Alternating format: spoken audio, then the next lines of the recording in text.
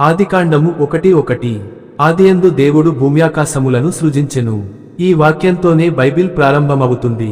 ఈ ఒక్క వాక్యంలోనే సమస్త సృష్టి రహస్యం దాగి ఉంది. ఆదియందు అంటే సమయం మొదలైన క్షణం. కాలానికి ముందు దేవుడు ఉన్నాడు. కాలాన్ని కూడా దేవుడే సృష్టించాడు. దేవుడు అంటే సర్వశక్తిమంతుడు.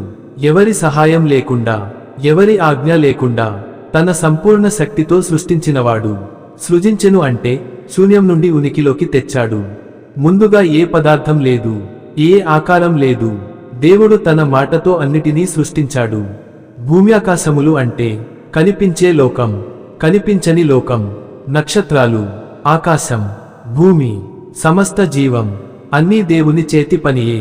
ఈ వాక్యం మనకు ఒక నిజం చెబుతుంది. మన జీవితం యాదృచ్ఛికం కాదు. మనకు ఒక సృష్టికర్త ఉన్నాడు. మన జీవితానికి ఒక ఉద్దేశం ఉంది. మన జీవితంలో చీకటి ఉన్నా, శూన్యత ఉన్నా, గందరగోళం ఉన్నా, ఆదియందు సృష్టించిన దేవుడు ఇప్పటికీ కొత్త ప్రారంభం చేయగలడు. అదే దేవుడు. నిన్న, నేడు, నిత్యము ఒకేలా ఉండే దేవుడు.